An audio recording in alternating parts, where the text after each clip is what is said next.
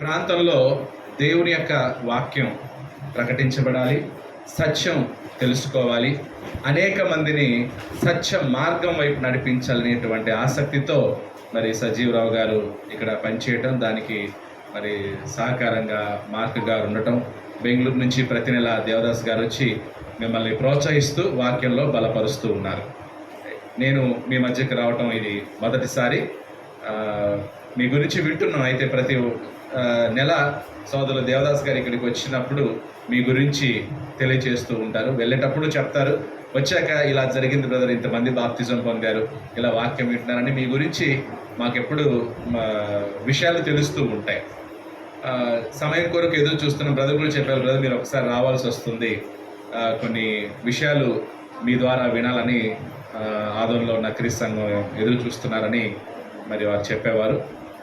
పోయిన అంటే కొన్ని రోజుల క్రితమే రావాల్సింది, కానీ నేను సింగపూర్, మలేషియా వెళ్ళడం వల్ల నేను రాలేకపోయాను. సో ఈ టైంలో పోయిన వారం అక్కడి నుంచి వచ్చాను. సో వెంటనే మళ్ళీ ఈ వారంలో డేట్స్, ఈ వారంలో మరి తారీఖులతో కుదిరించడం జరిగింది.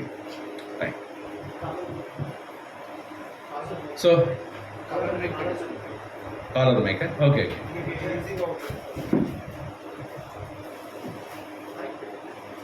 ఓకే, ఇప్పుడు వినిపిస్తుందా? అది ఆన్ చేయాలి. Hello hello,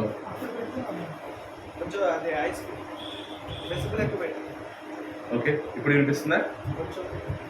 hello hello, okay.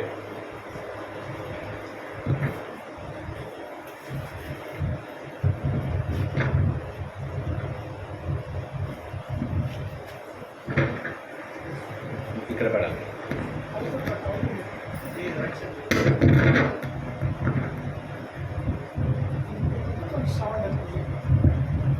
Okay, ఇప్పుడు వినిపిస్తుందా? రైట్. సో ఈరోజంతా వాక్యం వినడానికి సిద్ధంగా ఉన్నారా? ఓకే, మనసులో, హృదయాలు అన్నీ, మీ పనులన్నీ ప్రక్కన పెట్టేసి మరి వాక్యం వినడానికి మీరందరూ ఆసక్తిగా వచ్చినందుకు మిమ్మల్ని అందరినీ కూడా ప్రత్యేకంగా అభినందిస్తూ మీ అందరికి మరొకసారి వందనాలు తెలియచేయచ్చు ఉన్నాను. రైట్. సోదరులు నాకు 6 ప్రశ్నలు పంపించారు. సో బ్రదర్ మాకు ఈ 6 ప్రశ్నలకి సమాధానాలు కావాలని. సో 6 ప్రశ్నలకి సంబంధించినటువంటి పాఠం మరి ఈ 2 రోజుల్లో కూడా తెలియచేయడం జరుగుతుంది. దాంతోపాటు మరికొన్ని విషయాలు కూడా, అంటే ఎగ్జాక్ట్గా అదే పాయింట్ చెప్పను, కానీ ఈ 6 పాయింట్లు ఆ పాఠంలో ఏమవుతాయి అన్నమాట, మీకు కవర్ అవుతాయి. తర్వాత ప్రశ్నలు కూడా ఉంటాయి. ఓకే, సో మీరు ప్రశ్నలు అడగవచ్చు, డౌట్స్ అడగవచ్చు, దానికి ఒక సమయం చెప్తాను. ఆ టైంలో అంటే ఈరోజు క్లాసులను అయిపోయాక క్వశ్చన్ అండ్ ఆన్సర్ ఉంటుంది. సో దాంట్లో మీ క్వశ్చన్స్కి ఆన్సర్ చెప్పడం జరుగుతుంది. రైట్. సో మొదట యూదా పత్రిక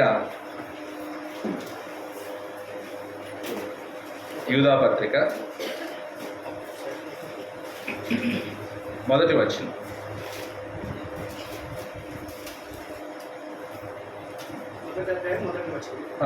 మొదటి అధ్యాయం 3 నుంచి చదవండి. ప్రియులారా, మన అందరికీ కలిగిన రక్షణను గురించి మీకు రాయవలనని విశేష ఆసక్తి గలవాడనై ప్రయత్నపడుచుండగా పరిశుద్ధులకు ఒక్కసారి అప్పగింపబడిన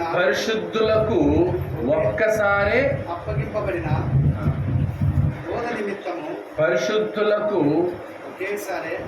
ఒక్కసారే అప్పగింపబడిన బోధ. పరిశుద్ధులకు అన్నాడు. పరిశుద్ధులకు ఒక్కసారే అప్పగింపబడిన బోధ నిమిత్తము మీరేం చేయాలన్న యూదా పత్రిక 3వ వచనం. మీరు పోరాడవలనని మిమ్మును వేడుకొనుచును. పరిశుద్ధులకు ఒక్కసారే అప్పగింపబడిన బోధ నిమిత్తము, బోధ నిమిత్తం అంటే ఆ బోధ కొరకు మీరేం చేయాలంట, పోరాడవలెను. పరిశుద్ధులకు ఒక్కసారే అప్పగింపబడిన బోధ నిమిత్తము మీరేం చేయాలి, పోరాడాలి. అంటే ఎవరికి అప్పగించారు బోధ? పరిశుద్ధులకు.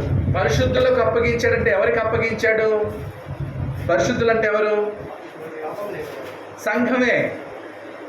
పరిశుద్ధులు అంటే ఎవరన్నమాట? సంఘము. సంఘం అనే మాటకు అర్థం ఏంటి? సంఘము అనగానేమి? 1 కొరింథీ 1వ అధ్యాయం 2వ వచనం. సంఘము అనగా, సంఘము అనగానేమి? ఎక్కడికి పిలువబడిన వారు? సంఘం అనగానేమి? 1 చదవండి. 1వ అధ్యాయం 1 కొరింథీ 1-2. దేవుని చిత్తము వలన, దేవుని చిత్తం వలన యేసుక్రీస్తు యొక్క అపోస్తలుడుగా నుండుటకు పిలువబడిన పౌలును, సహోదరుడైన సోస్తనేసును,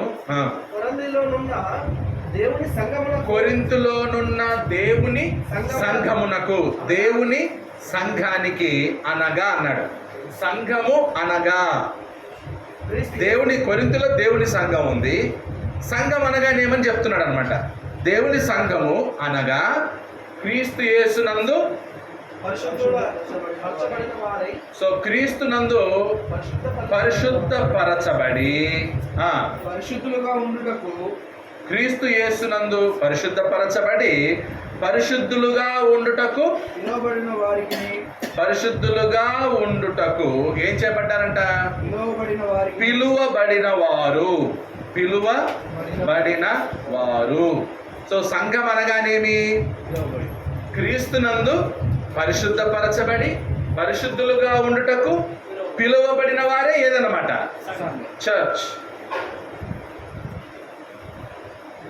ఓకే, సంఘము.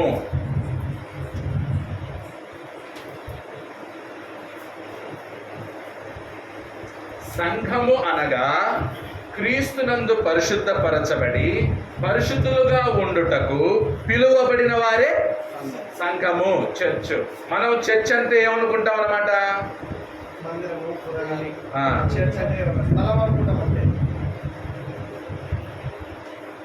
ఇది చర్చ్ అనుకుంటాం కదా. చర్చ్ అనగానే చర్చ్ అంత బాగా కట్టినారా, చర్చ్ భలే ఉందే, చర్చ్ పైన శిలువ బలి పెట్టినారే, ఈ చర్చిలో రాళ్ళు భలే ఉన్నాయే, ఎన్ని సంవత్సరాలు కట్టి? 100 సంవత్సరాలైంది ఈ చర్చ్ కట్టి. సో చర్చ్ అంటే మనం ఏమనుకుంటాం? బిల్డింగ్ అనుకుంటాం, కట్టడం అనుకుంటాం. కానీ చర్చ్ అనే మాటకు అర్థం ఏంటన్నమాట?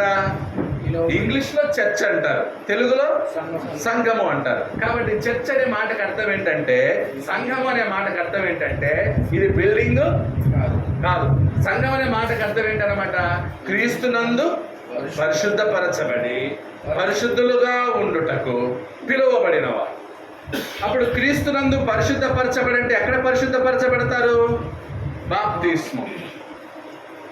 బాప్తిస్మము నందు పరిశుద్ధపరచబడతారు. మీలో ఎంతమంది బాప్తిస్మం పొందారు?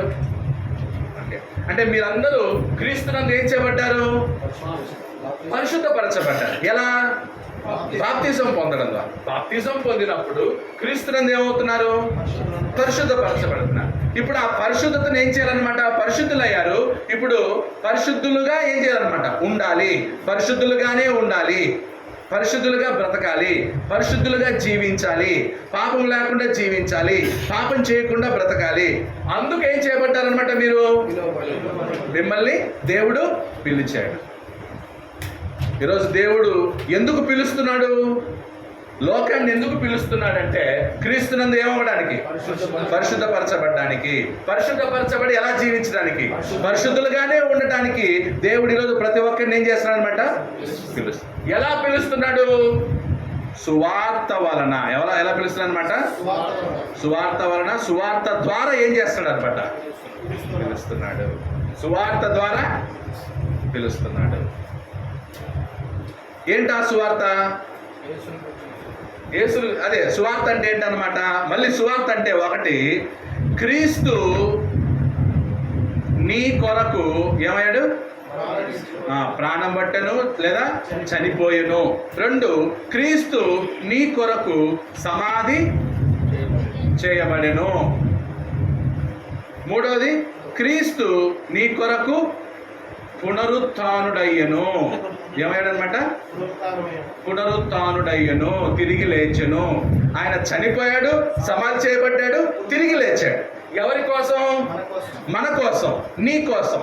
కాబట్టి ఈ సువార్త వాక్యాన్ని ఎవరైతే వింటారో, ఎవరైతే విశ్వసిస్తారో, ఎవరైతే అవును యేసుక్రీస్తు నా కొరకు చనిపోయాడు, నా కొరకు సమాధి చేయబడ్డాడు, ఆయన కేవలం సమాధి చేయబడ్డం మాత్రమే కాదు, 3వ రోజున ఆయన ఏమయ్యాడు? తిరిగి లేచాడు, పునరుద్ధానుడయ్యాడు అనేటువంటి సత్యాన్ని ఎవరైతే నమ్ముతారో వాళ్ళు క్రీస్తునందు ఏం చేయబడతారనమాట. అంటే ఇప్పుడు దేవుడు మనల్ని ఎలా పిలుస్తున్నాడు? లోకాన్ని సువార్త ద్వారా పిలుస్తున్నాడు. ఓకే, దేవుడు ఎలా పిలుస్తున్నాడు? సువార్త. అంతే తప్ప నేను నీకు డబ్బులు ఇస్తాను రా, మా చర్చికి రా నీకు డబ్బులు ఇస్తాను, మా చర్చికి రా నీకు బట్టలు కొనిస్తాను, మా చర్చికి రా నీకు బియ్యం ఇస్తాను, మా చర్చికి రా నీకు అవి ఇస్తాను ఇవి ఇస్తాను అని పిలవకూడదు. చర్చిలోకి ఎలా రావాలి? దేవుని దగ్గరికి ఎలా రావాలి? యేసులో దగ్గరికి ఎలా రావాలంటే సువార్త. ఆ సువార్తను ఏం చేయాలి? వినాలి. విన్న తర్వాత దాన్ని ఏం చేయాలి? నమ్మాలి, విశ్వసించాలి. విశ్వసించిన తర్వాత ఏం చేయాలన్నమాట? నోటితో ఒప్పుకోవాలి. ఎస్, ఇది నిజం, అవును, కరెక్ట్ అని నేను పరిశీలించాను, పరీక్షించాను, ఇది నిజం, కరెక్ట్. ఆ తర్వాత నోటితో ఒప్పుకోవాలి, మారు మనసు పొందాలి. ఆ తర్వాత ఏం తీసుకోవాలన్నమాట? కాబట్టి దేవుడు మనల్ని పిలుస్తున్నాడు. ఎలా పిలుస్తున్నాడు అనమాట? సువార్త ద్వారా. అందుకే పరిశుద్ధులకు ఒక్కసారి అప్పగింపబడిన బోధ నిమిత్తం ఏం చేయాలన్నమాట? సో పరిశుద్ధులకు ఒక్కసారి అప్పగింపబడినటువంటి బోధలో సువార్త కూడా ఒకటి. సువార్త కూడా ఎన్ని సువార్తలు ఉన్నాయి? ఒకే సువార్త. ఎన్ని సువార్తలు ఉన్నాయి? ఒకే సువార్త. సిఎస్ఐఎల్లోకి ఒక సువార్త, బ్యాప్టిస్ట్ చర్చిలకు ఒక సువార్త, రోమన్ క్యాథలిక్ వాళ్ళకి ఒక సువార్త, పెంతెకోస్తలకు ఒక సువార్త ఉందా? అంతా ఒకటే సువార్త. ఏంటా సువార్త? క్రీస్తు నీ కొరకు చేయబడి 3వ రోజు తిరిగి లేచి. ఇదే సువార్త అంటే. సో ఇది ఎక్కడుంది? 1 కొరింథీ 15వ అధ్యాయం మొదటి 2 వచనాలు. 1 కొరింథీ సువార్త అనగా ఏమి?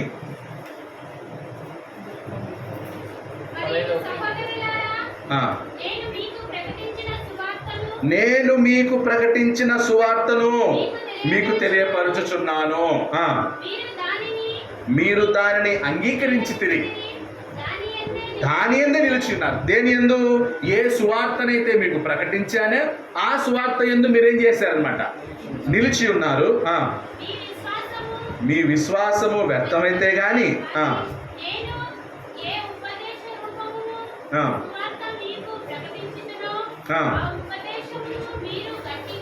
ఆ ఉపదేశమును మీరు గట్టిగా పట్టుకొని ఉన్న ఎడల ఆ సువార్త వలననే మీరు రక్షణ పొందువారు ఎదురు.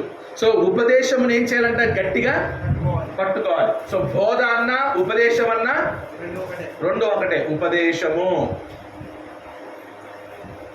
బోధ, ఉపదేశము, రైట్. ఆ ఉపదేశంలో గట్టిగా ఏం చేయాలంట?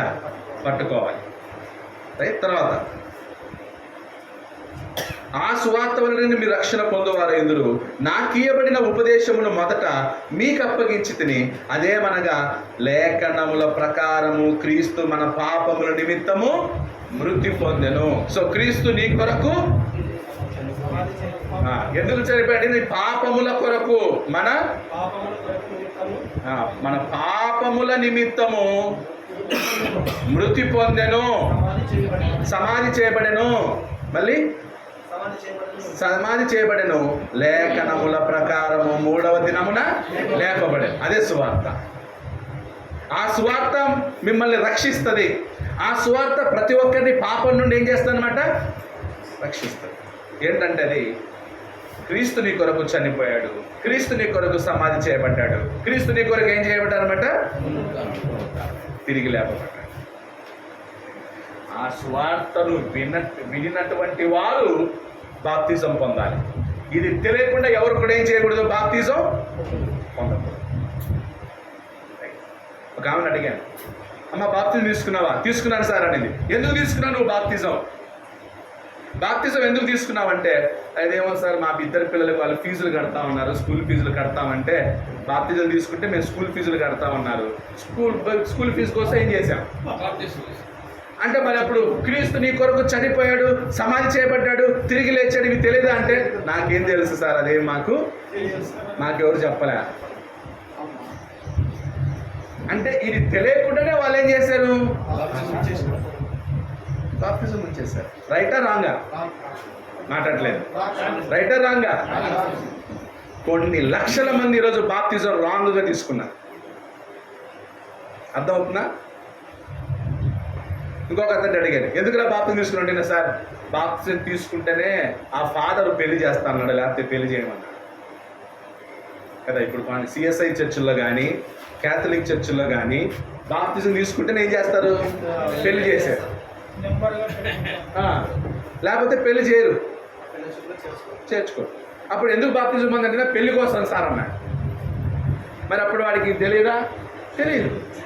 తెలియకుండా ఏం చేశాడనమాట? సువార్త తెలియకుండానే, సువార్త వినకుండానే, సువార్త నమ్మకుండానే వాడు ఏం చేశాడు? బాప్తిజం పొందాడు. ఆ బాప్తిజం చెల్లుతుందా? చెల్లదు. బాప్తిజం చెల్లదు. ఇప్పుడు నేను సింగపూర్ వెళ్ళి వచ్చాను. సింగపూర్లో కూడా డబ్బులు ఉన్నాయి. ఆ డబ్బులు ఇక్కడ ఇండియాలో తీసుకొచ్చి కొట్టుకెళ్ళి నాకు ఒక సోడా అయ్యి అంటే ఇస్తాడా? ఆ డబ్బులు ఇస్తే చెల్లుతుందా? ఎందుకు? అది చెల్లదు, అంతే. అది నోట్ అవ్వచ్చు, కానీ ఏమవుతుంది అనమాట? అది చెల్లదు. అలాగే బాప్తిజం కూడా రాంగ్ అయితే అది బాప్తిజం అయి ఉండొచ్చు, కానీ అది చెల్లదు. కాబట్టి సువార్త ద్వారా దేవుడు మనల్ని ఏం చేస్తున్నాడు? పిలుస్తున్నాడు.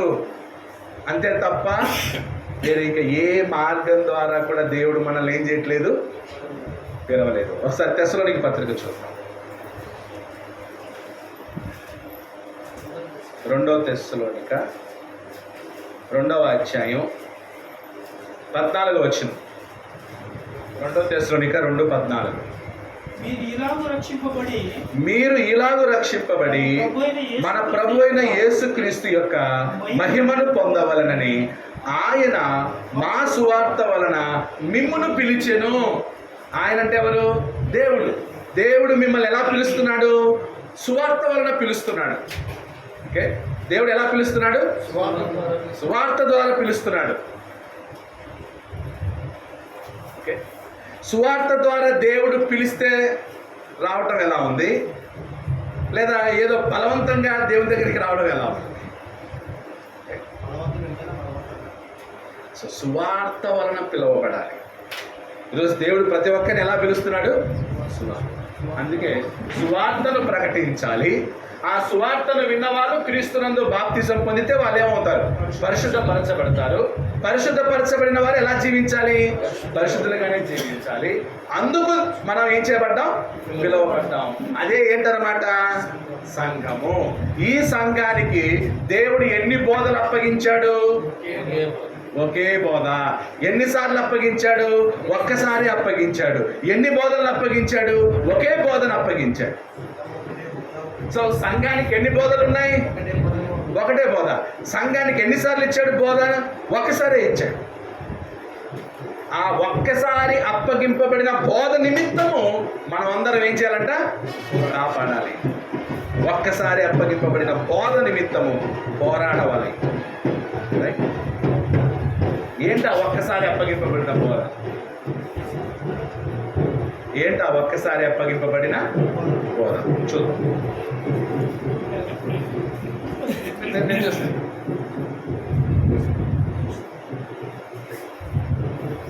ఎఫెసీయులకు రాసిన పత్రిక 4వ అధ్యాయం. సో హెడ్డింగ్ రాసుకోండి, ఒక్కసారి అప్పగింపబడిన బోధ.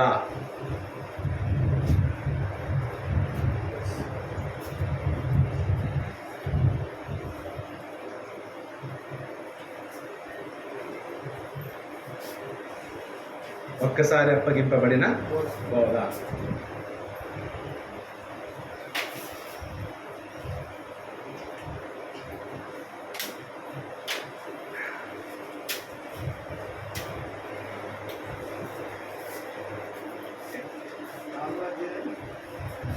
4వ అధ్యాయం 4 నుంచి. శరీరం ఒకటే, ఆ, ఆత్మయు ఒకటే.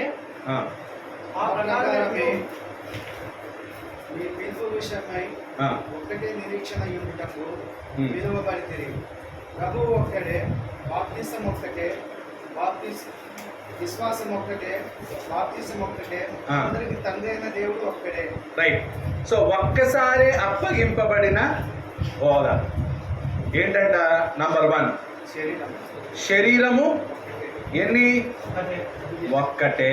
శరీరము ఒకటే, ఒక్కటే, ఆత్మ ఆత్మ ఒక్కటే, ఆత్మ ఒక్కటే, ఒక్కడే. ఒక్కడే. ఆ ప్రకారమే విలువబడుతున్నది. 3, బాప్తిస్మము ఒక్కటే, నిరీక్షణ. నిరీక్షణ ఒక్కటే, ప్రభువు ఒక్కటే, నిరీక్షణ ఒక్కటే, ఒక్కటే. ప్రభువు ఒక్కటే, ప్రభువు ఒక్కడే, ఎంతమంది ప్రభువులు ఉన్నారంట? ఒక్కడే, ఒక్కడే. శరీరం ఒక్కటే, ఆత్మ ఒక్కడే, ఒక్కటే, నిరీక్షణ ఒక్కటే, ప్రభువు ఒక్కడే. ఇద్దరు ఎక్కడికి వెళ్ళారు? ఉన్నారా? ఓకే. మీరు ఏం అరేంజ్ చేయకపోయినా పర్లేదు, క్లాస్ వినాలి. ఓకే. 5, విశ్వాసం ఒక్కటే, విశ్వాసం. ఒక్కటే, విశ్వాసం ఒక్కటే. బాప్తిసం ఒక్కటే, బాప్తిస్మం ఒక్కటే, ఒక్కటే. తండ్రి అయిన దేవుడు ఒక్కడే. 7, తండ్రి అయిన దేవుడు ఒక్కడే. తండ్రి అయిన దేవుడు ఒక్కడే. దేవుడు ఒక్కడే. ఇదే ఒక్కసారి అప్పగింపబడిన బోధ. ఒక్కసారి అప్పగింపబడిన బోధలో 7 విషయాలు ఉన్నాయి. ఎన్ని విషయాలు? 7 విషయాలు. 7. ఈ 7 విషయాలు తెలిస్తే బైబిల్ అంతా తెలిసినట్టే. ఈ 7 విషయాల గురించి అర్థమైతే బైబిల్ మొత్తం మీకు ఇంకా సంపూర్ణ అవగాహన ఉన్నట్లే.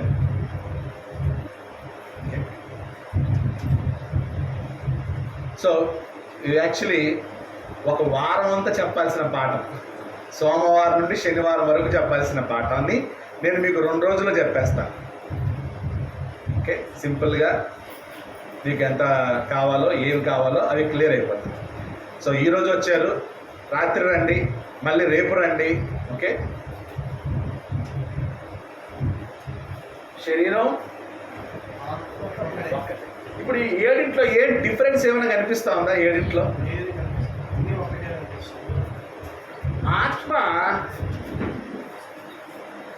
ఒక్కడే. అవునా? ప్రభు దగ్గర ఒక్కడే. తండ్రి అయిన దేవుడు ఒక్కడే. మిగతావన్నీ ఒకటే, ఒక్కటే. నిరీక్షణ ఒక్కటే, విశ్వాసం ఒక్కటే, బాప్తిస్మం ఒక్కటే. కానీ ఆత్మ గురించి చెప్పేటప్పుడు, ప్రభువు గురించి చెప్పేటప్పుడు, తండ్రి అయిన దేవుని గురించి చెప్పేటప్పుడు ఏమన్నాడు? ఒక్కడే. అంటే అప్పుడు ఆత్మ ఒక్కడే అంటే వ్యక్తి. వ్యక్తి కాబట్టి ఏమన్నారన్నమాట? ఒక్కడే. ప్రభువు ఒక్కడే, వ్యక్తి, ఒక్కడే. తండ్రి అయిన దేవుడు వ్యక్తి, అందుకే ఒక్కడే అన్నారు. సో వాళ్ళు వ్యక్తులు, మిగతా వ్యక్తులు కాదు. ఇప్పుడు ఈ బాటలు ఒక్కటే, ఈ వరుసలో కూర్చున్నది ఒక్కడే, ఒక్కడే. ఒక్కటే అనలేదు ఎందుకు? ఒక్కడే. ఇప్పుడు మన వ్యక్తి కాబట్టి అది శ్రీనివాస్ ఒక్కటే ఎందుకు కూర్చున్నావు అంటారు ఎవరన్నా? శ్రీనివాస్ నువ్వు ఒక్కటే అంటారు, ఒక్కడే అంటారు. ఒక్కడే. ఎందుకు? వ్యక్తి కాబట్టి. నాకు ఒక్కడే కుమారుడు, నాకు ఒక్కడే కుమారుడు, నాకు ఒక్కటే కుమారుడు అంటానా? ఒక్కడే అంటారు. నా దగ్గర ఉన్న పెన్ను ఒక్కటే, ఒక్కడే పెన్ను ఉంది అంటావా? సో ఒక్కటే అని దేన్ని అంటాం? వస్తువుల్ని అంటాం. ఒక్కడే అని ఎవరిని అంటాం? వ్యక్తుల్ని అంటాం.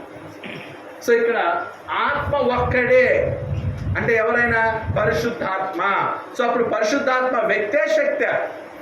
వ్యక్తి, శక్తి ఉన్న వ్యక్తి,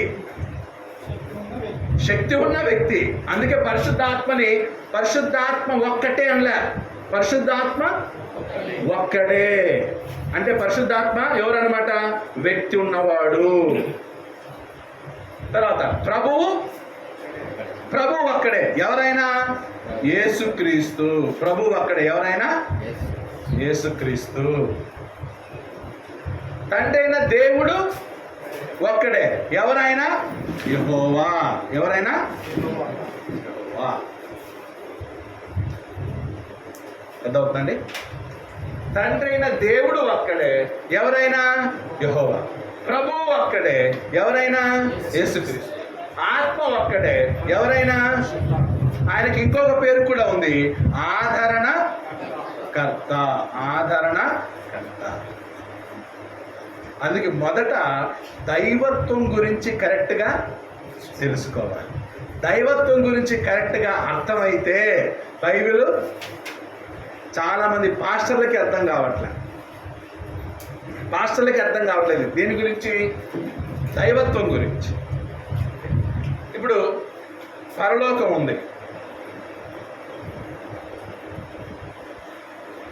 భూలోకం ఉంది.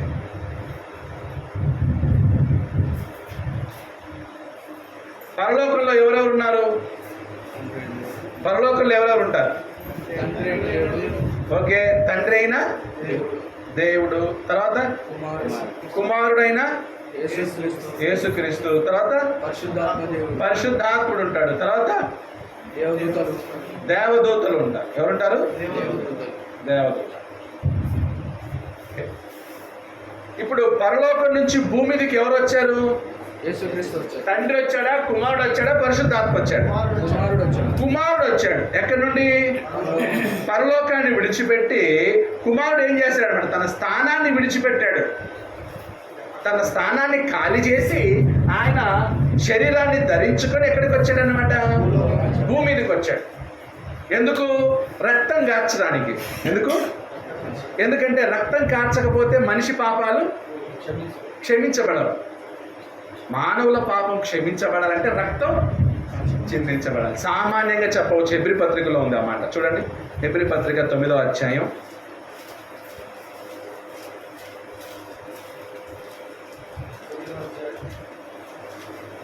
8వ వచనం. 9:21.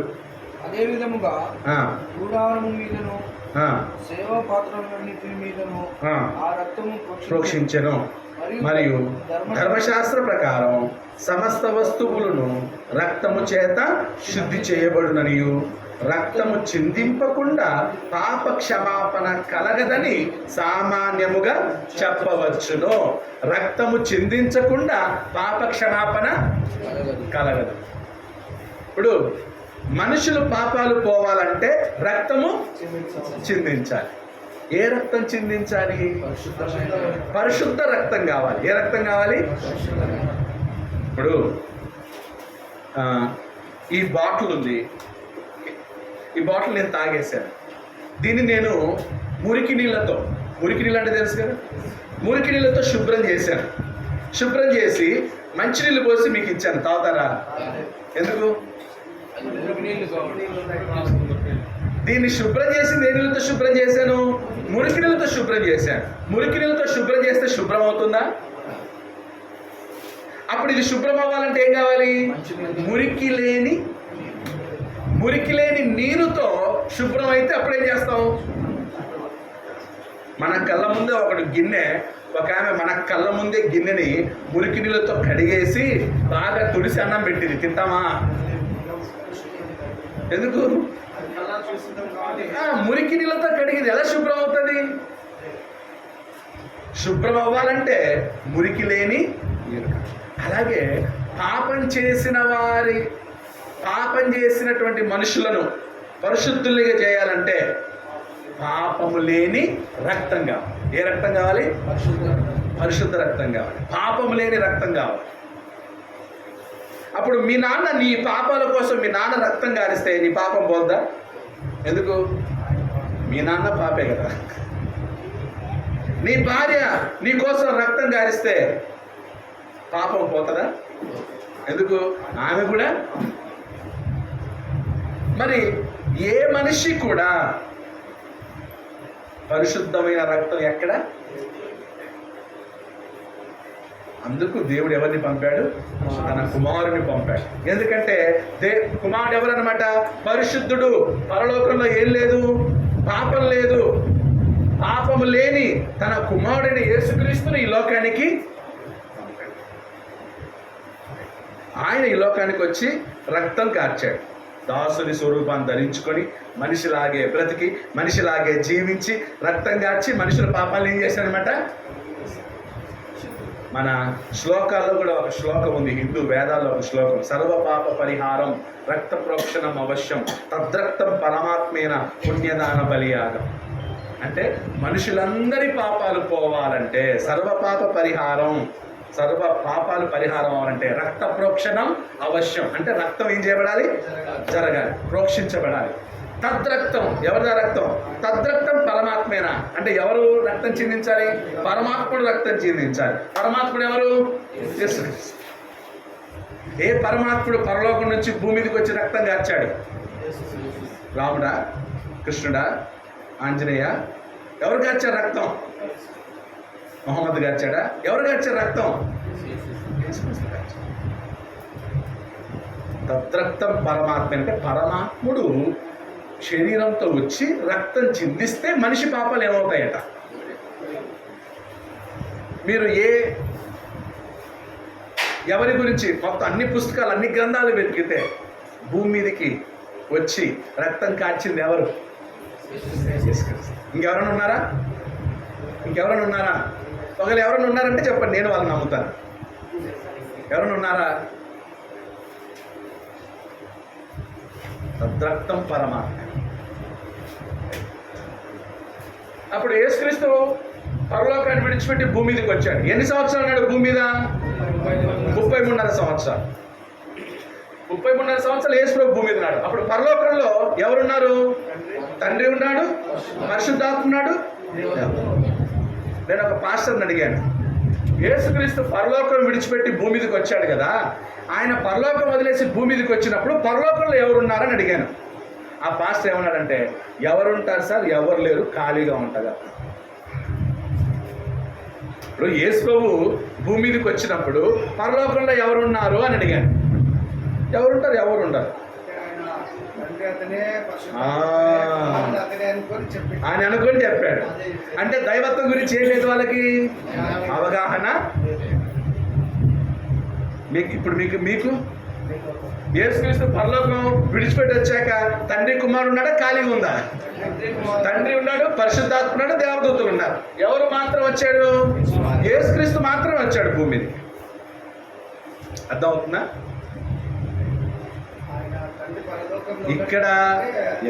ఇక్కడ ఏమన్నా మీరు పొరపాటు చేస్తే, మీకు అర్థం కాకపోతే బైబిల్లో ఏ ముక్క అన్ని కన్ఫ్యూజన్గానే ఉంటాయి.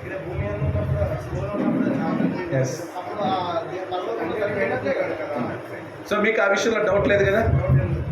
దైవత్వంలో ముగ్గురున్నారా? ఒక్కరున్నారా? ఎవరెవరు? తండ్రి, కుమారుడు, పరిశుద్ధ, ముగ్గురు ఉన్నారు. సో ఇక్కడ కూడా ఒక్కసారి అప్పగింపబడినటువంటి బోధలో ఆత్మ ఒక్కడే, ప్రభువు ఒక్కడే, తండ్రైన దేవుడు ముగ్గురున్నారు. సో దైవత్వంలో ఎంతమంది ఉన్నారు? చెప్పు. ఇంకా ఉంది, వెళ్ళండి. ఇంకా ఉంది. దీనే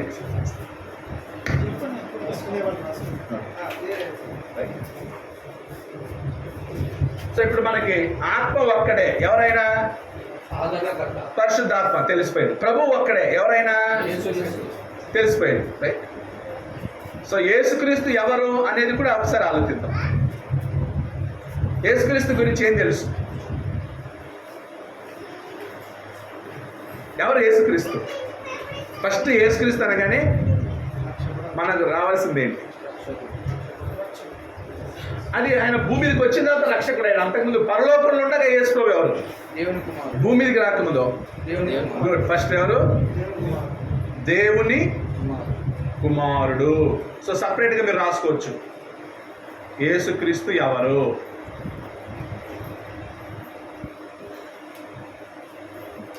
యేసుక్రీస్తు ఎవరు? ఫస్ట్ ఎవరన్నమాట? దేవుని కుమారుడు. ఇంకా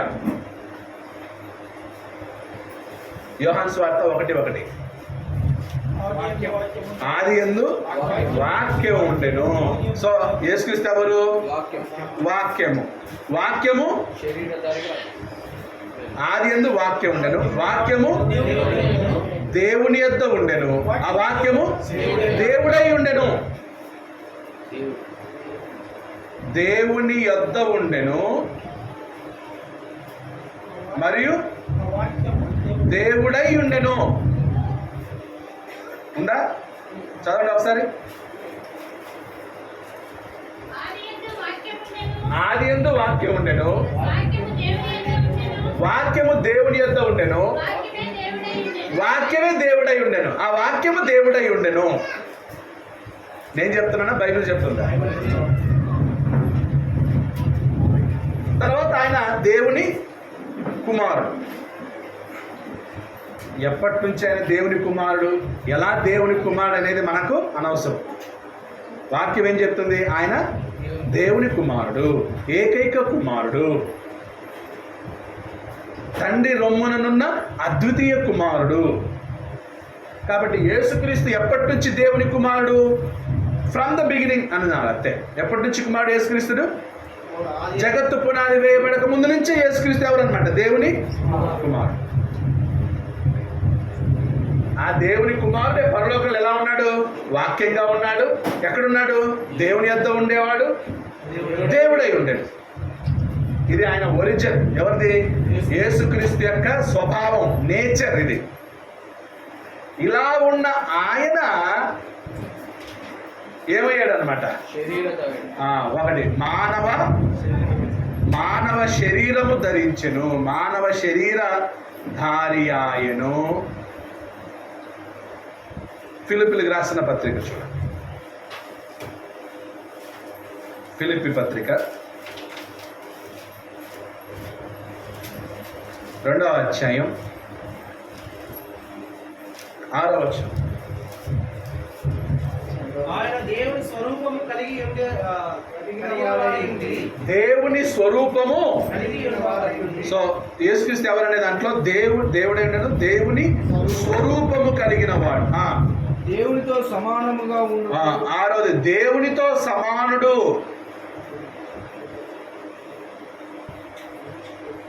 యేసుక్రీస్తు ఎవరు? దేవుని కుమారుడు, వాక్యము, దేవుని యొద్ద ఉన్నవాడు, దేవుడై ఉన్నవాడు, దేవుని స్వరూపం కలిగిన వాడు, దేవునితో సమానుడు. ఎవరు? యేసుక్రీస్తు. అలాంటి యేసుక్రీస్తు ఏమయ్యాడంట? దేవునితో సమానముగా ఉండుట విడిచిపెట్టకూడని భాగ్యమని ఎంచుకొనక, కానీ మనుషుల పోలికగా పుట్టి. ఎలా పుట్టాడంటే? మానవ పోలికగా పుట్టి దాసుని స్వరూపమును ధరించుకొని. ఎవరి స్వరూపం ధరించుకున్నాడు? దాసుని స్వరూపం. అంటే దేవుని స్వరూపాన్ని ఏం చేశాడు? దేవుని స్వరూపాన్ని విడిచిపెట్టి దాసుని స్వరూపం ధరించుకున్నాడు. తర్వాత తన్ను తానే రిక్తునిగా చేసుకుని. ఎవరి కోసం? మన కోసం. ఇది ఆయన ఒరిజినల్. పరలోకంలో ఇది ఆయన ఒరిజినాలిటీ. మనుషుల కోసం ఆయన ఏం చేశాడనమాట? తన యొక్క ఒరిజినాలిటీని మనుషుల కోసం ఏం చేశాడనమాట? మార్చుకున్నాడు, తక్కువ చేసుకున్నాడు, రిక్తునిగా చేసుకున్నాడు. ఎలా? మానవ పోలికగా పుట్టి. ఎలా? దాసుని స్వరూపము ధరించి. తర్వాత ఆకారమందు మనుషుడుగా కనబడి. ఆకారం ఎలా కనబడ్డాడు అనమాట? మనుషుడుగా కనబడి మనుష్య ఆకారం పొంది. తర్వాత మరణము పొందునంతగా, అనగా శిలువ మరణము పొందునంతగా విధేయత చూపి తన్ను తాను తగ్గించుకొనెను. ఎవరి కోసం? మన కోసం. ఈ లెవెల్లో ఉన్న యేసుక్రీస్తు మన కోసం ఏం చేశాడనమాట?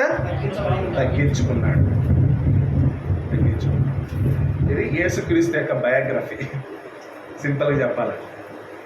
భూమి మీదకి రాకముందు ఆయన ఎవరు, భూమి మీదకి వచ్చిన తర్వాత భూమి మీదకి ఎలా వచ్చాడు. సో పరలోకంలో ఉన్నప్పుడేమో దేవుని కుమారుడు, వాక్యము దేవుని యొద్ద ఉన్నవాడు, దేవుడై ఉండెను, దేవుని స్వరూపం కలిగిన వాడు, దేవునితో సమానం. భూమి మీదకి వచ్చినప్పుడు మానవ పోలికగా పుట్టాడు, దాసుని స్వరూపం ధరించుకున్నాడు, రిక్తునిగా చేసుకున్నాడు, మనిషి ఆకారంలో కనపడ్డాడు, విధేయత చూపాడు, తను తాను తగ్గించుకున్నాడు. ఎక్కడ? సిలువలో మరణించాడు, సమాధి చేయబడ్డాడు, తిరిగి లేచి ఇదేమో భూమి మీద. మళ్ళీ ఎక్కడికి వెళ్ళాడు ఆయన? మళ్ళీ పరలోకంకి వెళ్ళాడు. పరలోకంకి వెళ్ళిన తర్వాత ఏమైంది? పరలోకంకి వెళ్ళిన తర్వాత ఇప్పుడు ఇది ఆయన దగ్గర పరలోకంకి వెళ్ళాక ఏమి ఉంటాయా? మనుష్యాకారం ఉండదు, మానవ స్వరూపం ఉండదు. మళ్ళీ అక్కడికి వెళ్ళిన తర్వాత ఏది ఉంటుంది అనమాట? సేమ్ ఇదే పొజిషన్ వచ్చేస్తుంది మళ్ళీ. అంటే ఇది ఆటోమేటిక్గా ఉంటుంది. ఎందుకంటే ఇవి ఉన్నవాడే దేవుని కుమారుడు అవుతాడు, ఇవి ఉంటేనే పరలోకంలో ఉండగలుగుతాడు. అడిషనల్గా ఆయనకి ప్రమోషన్ వచ్చింది. ఎక్కడికి వెళ్ళాక? పరలోకంకి వెళ్ళిన తర్వాత, పునరుద్ధరణ తర్వాత పరలోకంకి వెళ్తే ఆయనకి ప్రమోషన్ వచ్చింది. ఏంటి ఆ ప్రమోషన్ అంటే క్రీస్తు అనే నూతన బిరుదు వచ్చింది. ఏ బిరుదు? భూమి మీద ఉన్నప్పుడు ఆయనకి ఏ పేరు? యేసు. యేసు, ఇమ్మానుయేలు.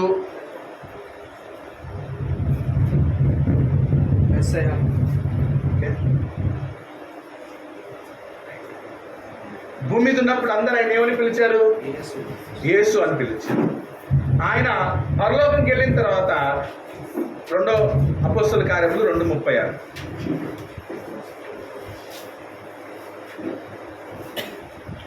మీరు సిలువ వేసిన ఈ యేసునే దేవుడు ప్రభువుగాను క్రీస్తుగాను నియమించెను. ఎలా? ప్రభువుగాను క్రీస్తుగాను. అంటే 2 టైటిల్ కొత్తగా వచ్చాయి. ఇవి ప్లస్ ఇది అన్నమాట. ఏది? ప్రభువు, క్రీస్తు. ఇది ఎప్పుడు ఉండేదే. దాంతోపాటు ఏదొచ్చింది ఆయనకి? ప్రభువుగా నియమించబడ్డాడు, క్రీస్తుగా నియమించబడ్డాడు. అందుకే ప్రభు అయిన యేసుక్రీస్తు. ప్రభు అనేది ఏంటంటే రాజును సూచిస్తుంది. ప్రభు అంటే ఎవరన్నమాట? రాజు ఏం చేస్తాడు? పరిపాలన చేస్తాడు. కాబట్టి ప్రభు అనేది డెసిగ్నేషన్. ప్రభు అనేది ఏంటన్నమాట? డెసిగ్నేషన్. ఇప్పుడు మేనేజర్, చైర్మన్, ఇవన్నీ ఏంటన్నమాట? డెసిగ్నేషన్. అలాగే ప్రభు అనేది ఏంటన్నమాట? ఆయన టైటిల్, ఆయన పనిని సూచిస్తుంది. ఏంటి ఆయన పని? రాజు. ఏం చేస్తాడు? ఆయన పరిపాలిస్తాడు. ఆయనకి పేరు ఇవ్వబడింది, నూతన బిరుదు. ఏంటది? క్రీస్తు. ఇదేమో బిరుదు, ఇదేమో పదవి. ఏ పదవి ఇవ్వబడింది ఇప్పుడు యేసుక్రీస్తుకి? రాజు అనే పదవి. ప్రభు అంటే ఎప్పటి వరకు అంటే 2వ రాకడ వరకు యేసుక్రీస్తు పరలోకం నుంచి భూమి మీద ఉన్న సంఘాన్ని ఏం చేస్తాడు అనమాట? పరిపాలిస్తాడు. అర్థమవుతుందా? ఇది యేసుక్రీస్తుని గురించిన 3 స్టేజెస్ ఆఫ్ యేసుక్రీస్తు యొక్క లైఫ్. 3 స్టేజ్లు. ఏంటిది? భూమి మీదకి రాకముందు ఆయన స్టేజ్ ఏంటంటే ఇది. భూమి మీదకి వచ్చాక ఆయన స్టేజ్ ఇది.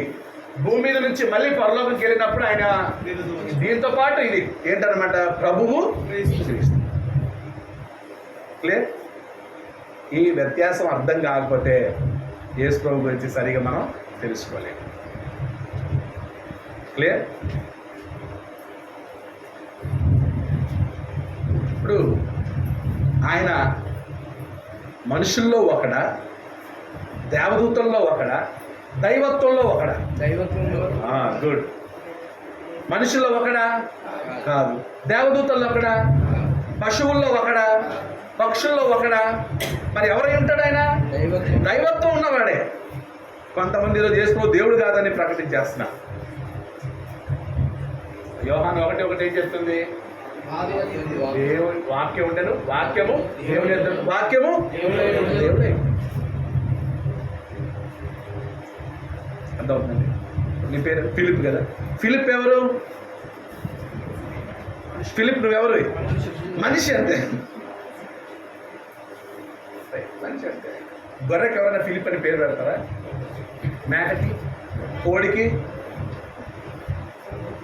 ఫిలిప్ అనగానే ఎవరు గుర్తుకొస్తారు? మనిషే ఉంటాడు. రాజన్న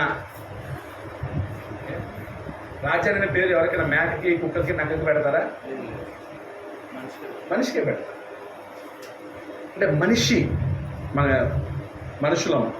యేసుక్రీస్తు దైవత్వంలో ముగ్గురు ఉన్నారు. తండ్రి అయిన దేవుడు, కుమారుడైన దేవుడు, పరిశుద్ధాత్మ.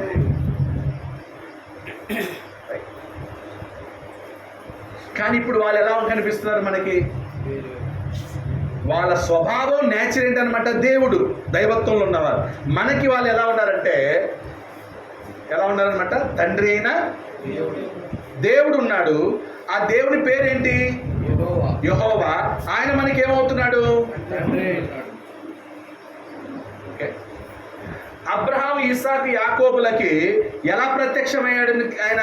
కేవలం సర్వశక్తి గల దేవుడను. సర్వశక్తి గల దేవుడు. ఎక్కడి నుంచి? ఆదాము నుండి. ఓకే, ఆదాము నుండి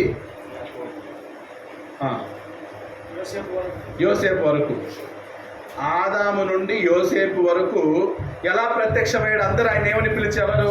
సర్వశక్తి గల దేవుడు, సర్వశక్తి గల దేవుడు. మోషే వచ్చాక మోషే దేవుడి పేరు అడిగాడు, నీ పేరేంటి? వెళ్ళి నువ్వు ఐగుప్తుకి వెళ్ళి ఇశ్రాయేలుని తీసుకురా అంటే, అప్పుడు మోషే అడుగుతాడు దేవుని, ఏమని? నేను వెళ్ళి మీ దేవుడు మిమ్మల్ని పిలుస్తున్నాడంటే వాళ్ళు అడుగుతారు ఏమని? మా దేవుడా, మా దేవుని. అప్పుడు నేనేం చెప్పాలన్నప్పుడు అప్పుడు దేవుడు ఏం చెప్తాడనమాట? నా పేరు, నా నామము యెహోవా. యెహోవా అనే మాటకు అర్థం ఏంటంటే ఉన్నవాడు. యెహోవా అనే మాటకు అర్థం ఏంటనమాట? యెహోవా అనే నామం. ఇదే నా నామము, తరతరములకు ఇదే నా నామము అని అప్పుడు దేవుడు తన నామాన్ని ఏం చేస్తాడంట? మోషేకి. ఆయన స్వభావం ఏంటి? దేవుడు. ఆయన పేరేంటి? యెహోవా. ఇప్పుడు ఆయన మనతో ఏ సంబంధం పెట్టుకున్నాడు? ఆయన మనల్ని ఏమని, ఇప్పుడు మనం ఆయన ఏమని పిలుస్తున్నాం? తండ్రి అని మనకి ఎవరు చెప్పారనమాట? యేసుక్రీస్తు వచ్చి చెప్పాడు. ఏమని? ఇక మీదట మీరు యెహోవా అని పిలవద్దు. ఏమని పిలవాలి? మీ నాన్న పేరేంటి? యాకోబు. ఉన్నాడా మీ నాన్న? ఎప్పుడైనా మీ నాన్న పేరు పెట్టి పిలిచావా? యాకోబు 100 అని అడిగావా? ఎందుకు పేరు పెట్టి పిలవలే? తండ్రి కాబట్టి. మీరు ఎప్పుడైనా మీ నాన్న పేరు పెట్టి పిలిచావమ్మా? నువ్వు మీ నాన్న పేరు ఏం పేరు అమ్మా? మీ నాన్న పేరు జమ్మన్న. జమ్మన్నని మీరు ఎప్పుడైనా పేరు పెట్టి పిలిచారా? ఎందుకు? తండ్రి కాబట్టి. మరి ఇప్పుడు మన దేవుడు మనల్ని సృష్టించినోడు యెహోవా దేవుడు, మనకి ప్రాణం పెట్టినోడు, జీవం పెట్టినోడు. ఆయన మనం యెహోవా బాగున్నావా అంటావా? అందుకు యేసుక్రీస్తు భూమి మీదకి వచ్చి మీరు ఇక్కడ నుంచి ఆయన యెహోవా అని పిలవకూడదు. ఏమని పిలవాలి? ఆదాము నుంచి యోసేపు వరకు అందరూ ఏమని పిలిచారు? సర్వశక్తి గల. మోషే దగ్గర నుండి ఏమని పిలిచారంటే సైన్యములకు అధిపతి యగు యెహోవా. సైన్యములకు అధిపతి యగు యెహోవా అని ప్రార్థన చేసేవారు. యేసుక్రీస్తు వచ్చాక ఏమన్నాడు? ఇక మీదట మీరు ఇలాగూ ప్రార్థన చేయండి అని మత్తయి సువార్త 6:10 ఏమన్నాడు? పరలోకమందున్న నా తండ్రి. అప్పటి నుంచి దేవుణ్ణి ఏమని పిలవడం ప్రార్థన స్టార్ట్ అయింది? పరలోకమందున్న మా తండ్రి. అర్థమవుతుందండి? ఒకప్పుడు ఆయన తన పేరుని ఏం చేయలేదు, బయలుపరచలేదు. ఎవరి దగ్గరికి? ఆదాము నుంచి యోసేపు వరకు తన నామాన్ని బయలుపరచారు. మోషే కాలంలో తన నామాన్ని బయలుపరిచారు. ఏమని? యెహోవా. మోషే దగ్గర నుండి యేసు వరకు ఏమని ప్రార్థన చేశారు? అందరూ ఏమని పిలిచారు? సైన్యములకు అధిపతి యగు. యేసుక్రీస్తు వచ్చాక ఇప్పుడు మీరు ఆయన ఏమని పిలవాలి అంటే అప్పుడు యేసులో వచ్చి మీకు ఆయన మిమ్మల్ని కన్నాడు కాబట్టి, మిమ్మల్ని సృష్టించాడు కాబట్టి మీరు ఆయన ఏమని పిలవాలి అంటే తండ్రి అనేది ఏది సూచిస్తూ ఉంది? సంబంధం, రిలేషన్షిప్. దేవునితో మనకున్న సంబంధం ఏంటి? తండ్రి బిడ్డల సంబంధం, తండ్రి కుమారుల సంబంధం.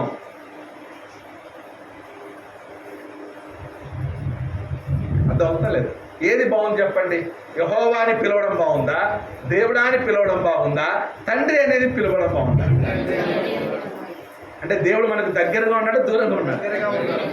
పాత నిబంధనలో అంటే ఎలా దగ్గరగా ఉన్నాడు, దూరంగా ఉన్నాడు? దూరంగా ఉన్నాడు. ఇశ్రాయేలు ప్రజలు మోషే ధర్మశాస్త్రం తీసుకురానికి వెళ్ళినప్పుడు పర్వతం మీదకి వెళ్తే వాళ్ళు రామన్నారు. అయ్యో యెహోవా దేవుడు అమ్మ చాలా భయంకుడు, మేము రాము, భయపడి. అంటే దూరంగా ఉన్నారు. పాపం ఏం చేసింది అనమాట? యేసుక్రీస్తు వచ్చాక పాపం తీసివేయబడిన తర్వాత దేవునికి ఏమైపోయాం? ఆయన తండ్రి అని పిలుస్తున్నాం. ఎంత ధన్యులం కదా! మనం ధన్యులమా? ఆ కాలంలో నివసించిన వాళ్ళు ధన్యులం. తండ్రి అని పిలుస్తున్నాం దేవుని మనం. అర్థమైందా లేదు? ఆయన కుమారుడు ఎవరన్నమాట? తర్వాత ఎవరున్నారు? పరిశుద్ధాత్మ ఎవరంటే దేవుని ఆత్మ, ఆదరణకర్త, అంతే, ఇంకేం లేదు. కొంతమంది యేసుక్రీస్తు మొదటి కుమారుడు, పరిశుద్ధాత్మ రెండో కుమారుడు అని అంటున్నారు. అలాంటివి ఏమి పరిశుద్ధాత్మని కుమారుడు అని చెప్పలేదు. పరిశుద్ధాత్మని చూపించాడు. మనం కూడా ఎలా చేయాలి? అంతవరకే, అంతే తప్ప పరిశుద్ధాత్మ ఎవరు, ఏమై ఉంటాడు, చిన్న ఆయన అవుతాడా, పెద్దనాన్న అవుతాడా, ఇవన్నీ మాట్లాడకూడదు. పరలోకంలో తండ్రి ఉన్నాడు, కుమారుడు ఉన్నాడు, పరిశుద్ధాత్మ. అర్థమవుతుందా? ఇప్పుడు ఒక్కసారి అప్పగింపబడిన బోధ అంటే అవుతుంది. అన్ని తొలగిపోద్దు, అన్ని తొలగిపోద్దు. ఈ మాత్రం ఒక్కసారి అప్పగింపబడిన బోధ ఏంటా? ఒక్కసారి అప్పగింపబడిన బోధ దేవుని మనం ఏమని పిలవాలి? యేసుక్రీస్తుని ఏమని పిలవాలి మనం? ప్రభు, రాజు, ప్రభువా. అంటే ఆయన దేవుడు కాదా? దేవుడే, కానీ ఆయన మనం ఏమని పిలుస్తున్నాం? ఇప్పుడు కొత్త పొజిషన్ వచ్చిన తర్వాత ఏమని పిలుస్తాం మనం? ఇప్పుడు కానిస్టేబుల్ ఉన్నాడు, కానిస్టేబుల్ అయిన తర్వాత నెక్స్ట్ ఎస్ఐ ప్రమోషన్ వచ్చింది. ఇప్పుడు ఏమని పిలుస్తారు? కానిస్టేబుల్ అని పిలుస్తారా? ఎస్ఐ నుంచి నెక్స్ట్ ఆయన సర్కిల్ ఇన్స్పెక్టర్ అయ్యాడు, సిఐ అయ్యాడు. మళ్ళీ ఏమని పిలుస్తావు ఆయన్ని? ఒకప్పుడు నువ్వు ఎస్ఐ కదా, ఒప్పుకుంటాడు ఆయన. ఒకప్పుడు ఎస్ఐఏ, కానీ ఇప్పుడు ఎవరైనా? ఇప్పుడు నెక్స్ట్ డీజీపీ అయ్యాడు. ఇప్పుడు ఆయన పిలుస్తాం కమిషనర్. ఒకప్పుడు నువ్వు సిఐఏలే అని అంటే ఎలా ఉంటుంది? అంటే ఆయన పొజిషన్ ఏమైంది? పెరిగింది. అలాగే యేసుక్రీస్తు యొక్క పొజిషన్ కూడా ఏమైంది? ప్రభు అంటే చిన్న విషయం అనుకుంటారా? రాజు, కింగ్. ఆయన స్వభావం ఏంటంటే దైవత్వం. దేవుడు అనేది అలా ఉంటుంది, అది అంతే, ఎప్పటికీ ఉండేదే. ఫిలిప్ మనిషి, కానీ ఫిలిప్ ఇప్పుడు ఏం పని చేస్తున్నాడు? బట్టల వ్యాపారం చేస్తున్నాడు. బట్టల వ్యాపారి అంటే మనిషి కాదా? మనిషే, కానీ ఏం చేస్తున్నావు? బట్టలు చేస్తున్నావు. ఒక శ్రీనివాస్ ఎవరు? మనిషే, బట్టల వ్యాపారం చేస్తాడు. బట్టల వ్యాపారం అన్నావు, మళ్ళీ మనిషి అంటున్నావు. నేను మనిషిని, చేస్తున్న పని ఏది? అలాగే యేసుక్రీస్తు ఎవరు? ఆయన స్వభావరీత్యా ఆయన ఎవరు? దేవుడు, కానీ ఇప్పుడు ఆయన ఎలా ఉన్నాడు? ప్రభువుగా ఉన్నాడు. అర్థమైందా? ఈ క్లారిటీ లేక పాస్టర్లే తల కొట్టుకుంటున్నారు. ఏం చెప్పాలో తెలియక అడిగే ప్రశ్న. మీకు క్లారిటీ వచ్చిందా రాలేదా? మాట్లాడలేదు. వచ్చిందా రాలేదా? ఓకే, నెక్స్ట్ పద్ధతి. సో ఈ ఒక్కసారి అప్పగింపబడిన బోధలో ఈ 7 విషయాలు ఉన్నాయి.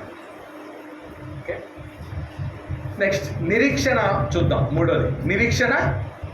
ఒకటి ఏంటి నిరీక్షణ అంటే? నిరీక్షణ అంటే ఏంటి? ఎదురు చూడడం. దేని కొరకు ఎదురు చూస్తున్నారు? నిరీక్షణ అంటే ఎదురు చూస్తున్నారు. దేని కొరకు ఎదురు చూస్తున్నారు? ఆయన ఆల్రెడీ రాజ్యం ఇచ్చేసింది. ఆ రాజ్యంలోనే ఉన్నాం మనం. ఇంకా దేనికోసం ఎదురు చూస్తున్నాం? ఒక పండు ముసలావిడిని చనిపోయే టైంలో ఉన్నామని, ఏం కావాలో నీకు అంటే, నాకు పట్టు చీర, కమ్మలు, బంగారు గాజులు అడుగుతారా? ఏమడుగుతారా? దేవుడు నన్ను తీసుకెళ్తే బాగుండు అంతే కదా. ఇప్పుడు ఆ వయసులో ఇంకేం కోరుకుంటారు? మాట్లాడలేదు. మరణం, నెమ్మది. దేవుడు నన్ను ఇంకా అయ్యా వద్దయ్యా, దేవుడు నన్ను పిలుచుకుంటే. ఒక అవ్వ ఉంది మా ఇంటి చర్చి దగ్గర, ఆమె పిలుస్తుంది ఇలా, ఏమని ప్రార్థన చేస్తున్నావు నా గురించి? ఇంకా బతకాలని ప్రార్థన చేస్తున్నావా? తొందరగా తీసుకెళ్ళమని ప్రార్థన చేయి. నాకు 90 సంవత్సరాలు, నాకు బతకడానికి బోరు పడుతుంది అంతే తప్ప ఆమె ఆస్తి గురించో, బంగారం గురించో, చీరల గురించో ఆమె ఏం చేయట్లేదు. అంటే ప్రతి క్రైస్తవుడు దేన్ని ఎదురు చూస్తాడు? పరలోకం. మన నిరీక్షణ ఏదన్నమాట? నిరీక్షణ యేసుక్రీస్తు రెండవ రాకడ. యేసుక్రీస్తు రెండవసారి వచ్చినప్పుడు ఏం చేస్తాడు? తీర్పు తీరుస్తాడు. తీర్పు తీర్చి ఏం చేస్తాడు? నరకానికి వెళ్ళే వాళ్ళు నరకానికి పంపిస్తాడు, పరలోకానికి వెళ్ళే వాళ్ళు అంటే మన డెస్టినేషన్. నిరీక్షణ అంటే మన డెస్టినేషన్, మన గమ్యస్థానం. ఎక్కడికి వెళ్ళాలని మనం? పరలోకంకి వెళ్ళాలి. అదే మన గమ్యస్థానం, అదే మన డెస్టినేషన్, అదే మన కోరిక. ఎన్ని పరలోకాలు ఉన్నాయి? బాప్టిస్టులకు ఒక పరలోకం, పెంతుకొస్తలకు ఒక పరలోకం, భక్త సింగులకు ఒక పరలోకం, క్యాథలిక్ వాళ్ళకు ఒక పరలోకం, సిఎస్ఐ వాళ్ళకు ఒక పరలోకం ఉన్నాయి కదా. ఏం మాట్లాడలేదు, ఒకటే కదా. మరి వీళ్ళందరికీ ఎన్ని బోధలు ఉన్నాయి? బోధలేమో రకరకాలు, పరలోకం మాత్రం ఒకటేనా? బోధలేమో రకరకాలు వచ్చేసాయి, పరలోకం మాత్రం బోధలేమో రకరకాలు, యేసుప్రభు మాత్రం అదేలా? అంటే యేసుప్రభువే ఒక్కొక్క చర్చికి ఒక్కొక్క బోధన ఇచ్చాడా? యేసుప్రభు ఇచ్చింది ఎన్ని బోధలు? ఒక్క బోధనే ఇచ్చాడు. ఎన్నిసార్లు ఇచ్చాడు? ఒక్కసారే ఇచ్చాడు. కానీ దాన్ని అర్థం చేసుకునేది ఎవరు తప్పుగా అర్థం చేసుకున్నారు? మనుషులు తప్పుగా అర్థం చేసుకున్నారు. ఆయన ఇచ్చింది ఒక్క బోధనే, కానీ మనుషులు ఏం చేస్తారనమాట, దాన్ని తర్జమా చేసుకోవడంలో కావచ్చు, చెప్పే దాంట్లో కావచ్చు. ఇప్పుడు చైనీస్ విస్పరింగ్ అనే ఒక ఆట ఉంటుంది. ఓకే, నేను ఫిలిప్కి చెవిలో ఒక మాట చెప్తాను, అది అలా అలా అలా అలా వెళ్ళిపోయి చివరికి ఆయన దగ్గరికి వెళ్ళేసరికి ఆ మాట ఏమవుతుంది? అవును,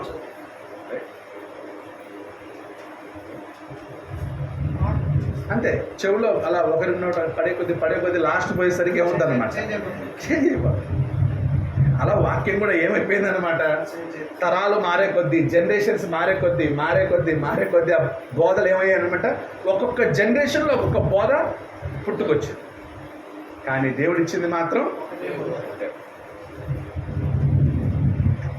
ఆ ఒకటే బోధలో ఎన్ని పరలోకాలు ఉన్నాయి?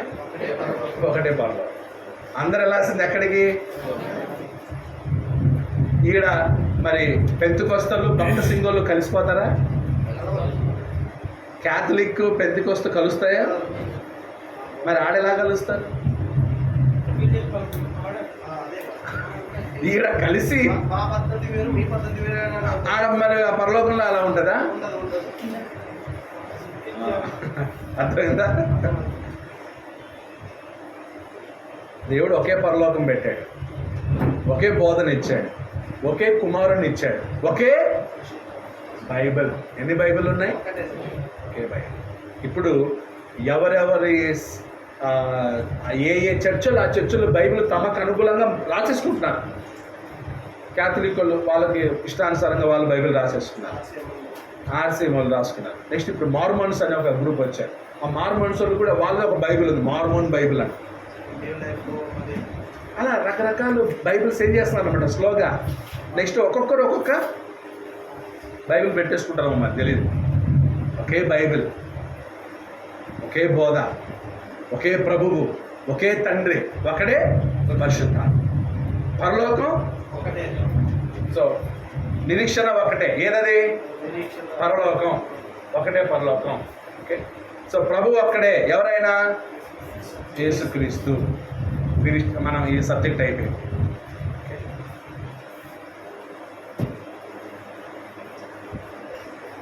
నెక్స్ట్ విశ్వాసం ఒక్కటే. విశ్వాసం ఒక్కటే. ఒక్కటే. ఏంటి విశ్వాసం అంటే?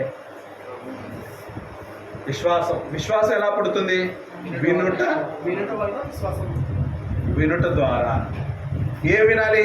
సువార్త, క్రీస్తు యేసుక్రీస్తు మాటలు.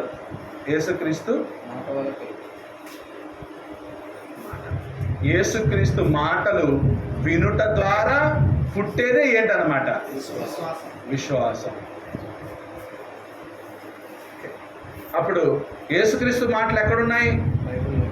బైబిల్లో ఉన్నాయి. సో బైబిల్లో ఉన్న మాటల్ని, బైబిల్లో ఉన్న యేసుక్రీస్తు మాటల్ని విశ్వసించడమే ఏంటన్నమాట? విశ్వాసం. వినుట ద్వారానే పుట్టేదే విశ్వాసం. ఒకే విశ్వాసం అది వినుట ద్వారా కలిగేది. ఒకే విశ్వాసం యేసుక్రీస్తు మాటల్ని వినుట ద్వారా కలిగేది విశ్వాసం. అంటే చూపించడం ద్వారా నమ్మేది ఏం కాదనమాట, చూచి నమ్మేది ఏం కాదనమాట, విశ్వాసం కాదు. చూడక అంటే విన్నావు, విన్న తర్వాత చూడలేదు కానీ ఏం చేస్తున్నావు, అదే విశ్వాసం. ఇప్పుడు యేసుక్రీస్తు గురించి విన్నావు కానీ యేసుక్రీస్తుని చూడలే, మనం ఏం చేస్తున్నాం, నమ్ముతున్నాం. అది ఏంటనమాట, విశ్వాసం. శిష్యులందరూ ఎవరు? సాక్షులు. ఎందుకంటే ఆయన చూసి నమ్మారు. యేసుక్రీస్తుని చూచారు. యేసుక్రీస్తు యొక్క డైరెక్ట్ ఆయన వాయిస్ని విన్నారు. అందుకే మీరు నాకు సాక్షులై ఉండుడి అన్నాడు. ఎక్కడ? యెరూషలేములోను, యూదయలోను, సమరయలోను, భూదిగంతముల వరకు మీరు నాకేమై ఉండాలి, సాక్షులై ఉండుడి. సో వాళ్ళు సాక్షులు, మనము విశ్వాసం. తేడా ఉందా? సాక్షులు వేరు, యేసుక్రీస్తుకు మనం సాక్షులమా విశ్వాసులమా? ఎందుకు? మనం ఆయనను గూర్చి విని నమ్మిన వాళ్ళు, చూసి నమ్మిన వాళ్ళు. ఇప్పుడు యేసుక్రీస్తుని విని నమ్మాలా, చూసి నమ్మాలా? యేసుక్రీస్తుని గూర్చిన వాక్యం విని నమ్మాలా, అద్భుతాలు చూసి నమ్మాలా? యేసుప్రభువుని నమ్మాలా? అప్పుడైతే నాకు కాలు ఇలా కుంటుతా ఉన్నాను, ఇది బాగా అయ్యేటట్లు చేయమను, అప్పుడు నేను యేసుప్రభువుని నమ్ముతాను. అది విశ్వాసమా? చూచి నమ్మువానికంటే చూడక నమ్మువాడు. నేను యేసుప్రభువుని నమ్మాలంటే నా అప్పులన్నీ పోవాలి, అప్పుడు నేను యేసుప్రభువుని నమ్ముతాను. అది విశ్వాసమా? నేను యేసుప్రభువుని నమ్మాలంటే, చర్చికి రెగ్యులర్గా రావాలంటే, మా పిల్లలందరికీ పెళ్ళిళ్ళు అయితే అప్పుడు నేను నమ్ముతాను. అది విశ్వాసమా? నేను యేసుప్రభువుని నమ్మాలంటే బాగా ఎక్కువ డబ్బు వచ్చే ఉద్యోగం కావాలి, అప్పుడు నేను యేసుప్రభువుని నమ్ముతాను. అది విశ్వాసమా? చూసి నమ్మేది విశ్వాసం. చూడక అంటే వినుట ద్వారా నమ్మటం, వినుట ద్వారా కలిగే విశ్వాసమే నిజమైన విశ్వాసం. బ్రేక్ తీసుకుందాం. బ్రేక్ తీసుకున్న తర్వాత మిగతా బాగానే ఆలోచించాం. ఓకే,